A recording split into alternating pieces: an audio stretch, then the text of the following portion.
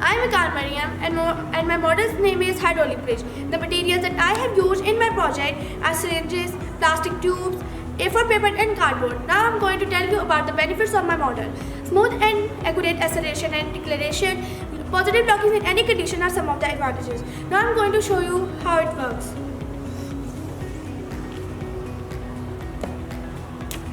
I hope you like it. Assalamu alaikum. My name is Ishal Zarwa from class 7 Tribebistry. I am here to present the model of Newton's cradle. I have used cardboard, chart paper, marbles and chopstick to make my Newton's cradle. Now I will tell you how it works. This is usually a system of 7 balls attached. This is usually a system of 7 balls attached to a structure by 2 strings on either side.